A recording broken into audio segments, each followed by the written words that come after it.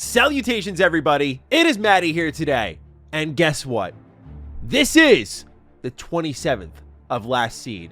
The year of Akatosh 433. These are the closing days of the third era and the final hours of my social life. Ladies and gentlemen, Bethesda is officially doing it. So those of you who continue to hound me that this is not a real thing, constatazit. Finally, Bethesda has confirmed the Oblivion Remake. They have posted on their official social media channels right there. Horse's mouth, bada bing, bada boom. The number 4, we see the flames burning in the eyes of the hero of Kvatch. Tomorrow, April 22nd, 2025 at 11 a.m. Eastern Time on YouTube and Twitch, it appears that Elder Scrolls 4 Oblivion Remaster, Remake, whatever you want to call it, is being revealed. Naturally, this brings a slew of other questions, and your boy was on top of it all last weekend, all right? Because I was doing, my Easter Sunday tour with the wife, right? We were going to both families' houses, just seeing what was going on, having a fun time. But, sometimes like, hey, babe, I'm going to go to the bathroom real quick, check the phone, peep out Reddit, gaming leaks and rumors. What's going on here? I'm seeing ESRB ratings. We're going to talk about file sizes today because that is a significant part of this conversation. But naturally, this is the last time we can really get in those final bits of speculation before we get all of our answers tomorrow at 11 a.m. Eastern Time. So ladies and gentlemen, welcome. You've made it. It's real. If you're just jumping on board now, you've decided to finally believe this is real. We welcome you as well. Thank you for being here.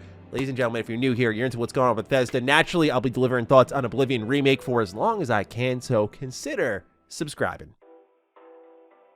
Before we get into the stream, a couple of fun leaks that I picked up while I was doing my Easter Sunday tour. First is from a Virtuos Employees art station. We're looking at what seems to be more Skyrim-esque potions making their way into Oblivion. So that's a nice little discovery here. Now, what also happened yesterday was an ESRB rating went live. At the same time, a Steam DB listing got updated, and this was for the Oblivion 4 Remaster. Some people were posting that apparently Oblivion 4 Remastered was appearing inside their Steam libraries, but nonetheless, the concrete piece of information we do have here is the file size. The size of the installation for Oblivion Remastered is coming in at a whopping 120 gigabytes, and I will talk performance and optimization in a little bit when we start to get to our final bits of speculation, but that's how much space roughly you should have cleared. Okay, so that kind of just cleans out the rumors because now we have the official reveal. You see on the Xbox page, the Bethesda page for YouTube, they're getting ready to do this stream on April 22nd, 2025. Now, the question is, we have the reveal tomorrow. Is it releasing tomorrow? That has been the report for a while, that a shadow drop is very possible. And there's a lot of questions that come up in my head now in these dying hours of the third era. What I'm talking about is, let's look at both sides of the coin, right? I'm just going to be flipping back and forth, basically. What you have is, according to the Virtuos leak, what appears to be a physical copy that'll be produced for Oblivion Remastered. Now, given that this is a technically Xbox first-party game, Xbox and physical games don't really get along too well, so I'm not holding my breath here. It could just be a placeholder image, but let's roll with it a little bit. This is a physical copy. It's planned. They're going to put this thing on store shelves. I feel like with all the leaks that have been happening, as well as much of the still skepticism surrounding the legitimacy of this project, I felt like that if this was actually a product getting shipped to retailers, that someone somewhere across the globe would have leaked a boxed copy of Oblivion Remastered. So there's a few ways this could go. One is there's no physical copy. I'm overthinking it. The other is that Bethesda's doing a physical release later in the year. We've started to see that with other games where, Alan Wake 2, for example, did that. They did digital first, then physical later. So it's possible Bethesda's going to do it later. But there is also the possibility that they want to synchronize the global launch physically and digitally, maximize the store shelf space, the people flying in with a little bit of spring shopping cash. at the same time as making it available on all digital platforms. Looking at all of that, I feel like Bethesda might need a couple of days to, circulate the copies if they're just getting into shipment now. So there is that factor. If there is a physical copy, when does Bethesda want to drop that to make sure that they can market this thing on store shelves and promote it everywhere, if that is part of their plans? It might not be. Something a little bit more concrete here. This campaign, I'm not a conspiracy theorist, by the way, just to be clear, so this is not how my brain typically operates, but I still believe a lot of these leaks were plants. I really do. Just, again, the brand new Reddit account leaking the inspect element on Virtuosa's website, and as you inspect the images from the leak, some of them are mighty suspicious. Like, why wasn't there, if these were to be used in official marketing campaigns, right? Why wouldn't there be combat, first-person view, exploration, more interiors, dialogue? Why wouldn't these things, character models, be a part of that screenshot batch? It's so suspicious to me that things that were included in that batch were things that were kind of nothing burgers, like, oh, look at the sewer grate that you exit from at the opening of Oblivion. Oh my God.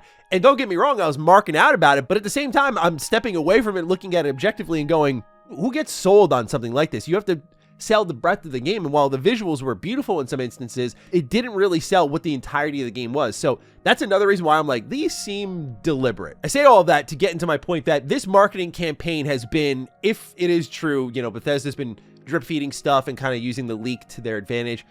This has been a master of anticipation, or if I were to get very crude with it, it has been an edging campaign.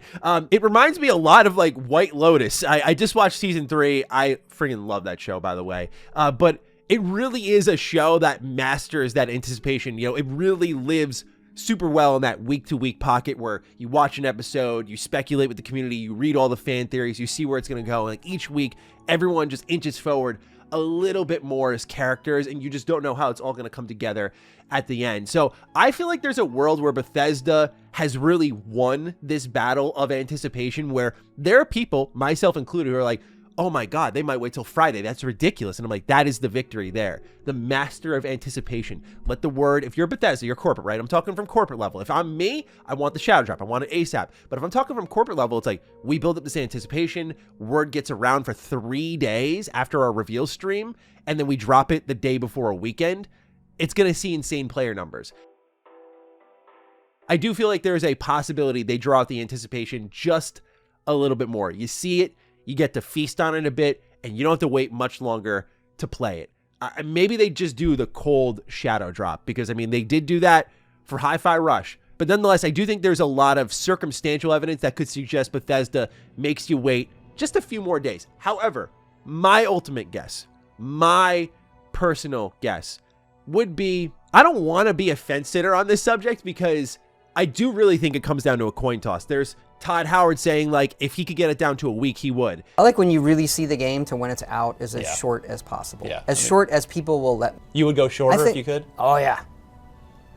Well, maybe, I'm trying to think what's perfect right now. Maybe a week, just to get people excited. Right. To have those moments of, I saw it, there's some trailers, percolates in your mind, and there.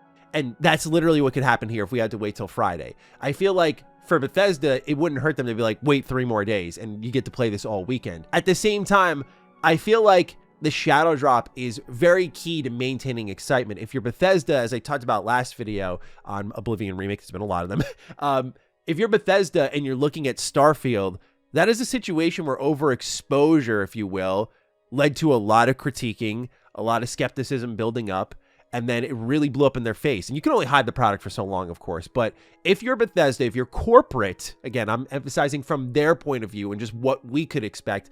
If I'm looking from their angle, they may see how the excitement helped their game and then bit them long term, where this is a good way to maintain that positive conversation about it, where a shadow drop's just like, get in and just let the people figure out for themselves before, quite frankly, people like me or others can tell you what we think, and that informs how you think. Sometimes, not saying it, by the way, you're drones and you just listen to me and what I say is what you do. Just, there are people online who do consume content that way. I feel very thankful my audience is not like that. Y'all push back on me a ton, and I think it's fantastic. So, like, yeah, gun to my head moment here, like, Maddie, what's happening?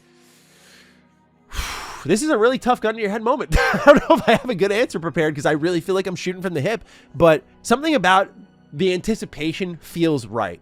Like, you see it tomorrow, like Todd Howard and Virtuos step out. They reveal this whole thing. They detail the project in full, how far they've gone, and they let the conversation truly blow up. And then Friday, it's yours. At the same time, actually, I don't know. Fuck, I don't know. Damn. But at the same time, like, if they shadow drop it, that's what a lot of insiders are saying. I don't know, dude. That's the crazy, but I don't know. I feel like this is usually my bag. Like, I'm usually in my pocket, like, this is what they're going to do. All right, gun to my head. All right, shadow drop. I think they're going to do it. I think they're going to pull the trigger. I feel like this is just the way you make gaming history, kind of like you did, even if you didn't like Fallout 4, the way Fallout 4 set a new standard. Like, oh, you can just take a AAA game, announce it, reveal it in full, it's out in 5 months, and it does really well financially. Maybe this is what Bethesda wants to do. Let's push the limits with this remaster. Let's not make them wait. The Todd Howard way wins the end of the day. We're playing this game by like afternoon tomorrow. I think it kind of defeats the purpose of the reveal stream, but I'm going to ignore that rational part of myself. Let the emotions take over for a bit. I'm going to go with a shadow drop. If it is Friday, though, I will not, you got my word, I won't take my victory lap because I know that was like option B. Okay, final thoughts now. Just let's get it all out of our head here. How's combat? How's performance? Are they keeping the score, dialogue, animation quality, that sort of stuff? Well, we actually have an interesting article here that was an interview with Virtuos, the code behind remakes, remasters, and adaptations. I'll have it linked down below. But Nicholas Roginski had some interesting thoughts here. He said, "We are working on a very big unannounced project. Our approach for the design work of this remake is simple but challenging. It's challenging mainly because of the player's perception of their old memories. We tend to recollect things much better than they really were. Hence, if we deliver the reality of what gaming was like in the earlier days, there is a good chance that players will be disappointed because it won't match the feeling of their memories. To produce a quality remake, we aim at recreating the feeling of the memory, not the actual memory. Our design approach at Virtuos is keep, improve, create. Keep what is core to the original vision and core memories players have of the original game, which would probably be, in the case of Oblivion, like the writing, the factions, the world space, the, buy Azura, that sort of stuff. But improve what you need to modernize because standards have evolved, and create in the sense of what needs to be removed or added to surprise the player and set a new standard for the genre, which has evolved over the years. And this sets a pretty good standard for what Oblivion is, because you think about combat. Combat's a little floaty, but I could deal with it. We already know, based off the MP first gameplay leaks, that is getting touched up, from archery to melee combat to the blocking system. Like, there's going to be changes there. So we already can lock that in. But I think about things like the interior design. I think about the same bunch of voice actors doing every character in the game. Like, there are things that standards have evolved where I think Oblivion is an amazing game for nostalgia geeks like you and I, and I think there are people who can even step into it brand new and appreciate it for what it was in its time period. But in the terms of like loving it as much as those of us who played it around the time it came out, nowadays, I think parts of the game don't age as favorably. It doesn't have the old game stink quite like, say, a Morrowind does, where you can turn a blind eye. Like, it's an original Xbox game. It was doing so much for its time, whereas Oblivion, as a 360 game, finds itself in this strange middle ground between Morrowind and Skyrim, where it could look a little bit better, it could have more dungeon diversity, it could have more voice actor diversity, that sort of stuff. So yeah, I'm expecting pretty significant combat changes. I'm thinking it'll be on the level of like Skyrim, which isn't saying much by any means, but I see some people complain about Skyrim's combat. Like, I think it's good enough. Like, I think it does the job for such a big game that I love being in and I love playing. Like, I have fun playing Skyrim, so the combat system is successful to me, where I think if it's got that a little bit of that weight like Skyrim does when you swing your weapons, I'm cool with that. Now, it's about when your weapon collides with the enemy, like the blood that comes out of it. I think another example could be Avowed. That was another one that I thought looked and felt pretty good to play. I would think that would be ideal. The main question I do have going in this project is performance, right?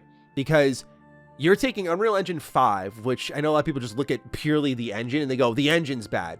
That's not really how it works. Developers have really been bad at optimizing their games this generation. It's also why you're seeing insane file sizes. I mean, of course, like the texture quality is improving.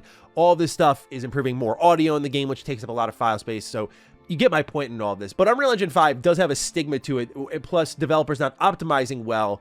That makes it where that engine has performed poorly in a lot of cases for people. Now you're combining that poor performing engine with another engine that has a pretty bad stigma around it and has had performance issues in the past, and that is Bethesda's creation engine. Well, particularly Gamebryo, which then Bethesda built Creation Engine off of. But, you know, these are two engines that have some performance issues. And now, according to the leak that has been proven correct in the Project Alter leak from Reddit Gaming Leaks and Rumors, this is Creation Engine being hosted within Unreal Engine 5. So very curious to see just how it performs on its own. I also have questions about the soundtrack. Jeremy Soule did go through a cancellation and never returned. And so never submitted a comment or anything. And if we're speaking matter-of-factly here, does that mean Bethesda changes the score? Do they say, we don't want to be associated with that, we don't want to reproduce that? What happens there? That score is phenomenal. Like much of Jeremy Soule's work, he composed KOTOR, my favorite game of all time. He composed Skyrim, of course, Morrowind, Oblivion. So I think part of the magic of Oblivion is that score. I think it would be a huge loss for the game. So I wonder if they remaster it, re-record it. Even then, a little hesitant, but I'm very curious to see what they do with the music there, because I feel like knowing corporate, there might be a move there somewhere that people are hoping they don't make, but do anyway. And then, of course, dialogue and facial animations has been a big question of mine. I feel like that has been the most hidden, under-discussed part of this remake/remaster, right? Facial animations, like Oblivion zooms the camera right in on that face. That needs to be cleaned up. That is something that, according to what Nicholas said here, like keeping the original vision, that's what happens, right? But how do you improve it to modernize those standards? I think you go to Starfield level. Like, it's not like next level for industry standards. I think of a game like Cyberpunk, which does it way better for the type of game it is, or Kingdom Come Deliverance even. But Starfield did have that ability to kind of zoom in on the character while they're talking. So the question really is, can like the game handle the entire world, the simulation running at the same time as talking to a character? Or is that too baked into the cake? Because this is, at the end of the day, the core project hosted within Unreal Engine 5. Just a lot of questions. But my hopes are, I'll just lay this all out here. I hope they keep the score, because I think that is a key part of what makes Oblivion special. I think the combat's going to change in a way that represents, I think my safe guess is Skyrim. That's what I'm looking for here. Anything better than that would be huge, in my opinion. I think the performance got some worries. I just feel like this is the tough one, right? Because again, I go back to Outer Worlds Spacer's Choice Edition. I don't mean to, I guess, cherry pick, but that was a game that was pretty disastrous for Virtuos and put me in a spot where I was like, I don't trust this company. I don't think they do good work. And now they're handling one of my favorite games ever. My last prediction is I don't think the world's going to be active while you're talking to characters. I just feel like that would... I could see performance concerns in that. I could also see, again, just being too baked in the cake where they're using the term remaster, and I'm trying to like bring that in where I don't think it's going to be like one seamless open world. I think there's still going to be loading screens, and Oblivion had a lot of loading screens. So I'm very curious how the anti-loading screen community for Starfield is going to feel going back to this one, especially because at least Oblivion's loading screens are like bang. You know, something like an Oblivion Remake, which has to load in much more data, visually, audibly, etc.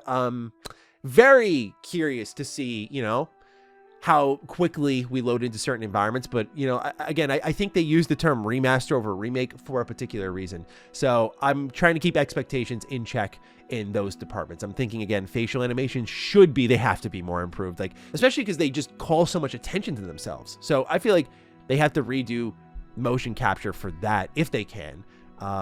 And the dialogue, I do think they bring in new voice actors. I do think they re-record some of the lines. However, if they do bring in new voice actors, then you've got new microphones, new technology kind of colliding with, like, say, Patrick Stewart's voice lines, which were recorded, you know, 2004, 2005, 06, you know, so different audio quality back then. I think Oblivion's voiceover stuff sounds great, but I could see this leading to a world where it's like a bad audio mix. Like, how do you not call attention to, provided they keep like a voice such as Patrick Stewart, which again, I don't know how you do this game without voices like that. But how do you make that sound the same as someone who's recording new lines in like 2023, 2024, that sort of thing. So still a lot of question marks. But I'm very excited that we're finally going to get official answers tomorrow, 11 a.m. I look forward to seeing what they reveal, and hopefully by that point, we're playing it. But again, I wouldn't be too surprised if there's a world where Bethesda like lets it circulate for a couple more days. Let me know your thoughts down below. Other than that, take excellent care of yourselves. Not much longer to Oblivion Remake. Stay sexy, stay active. I love you all. Peace.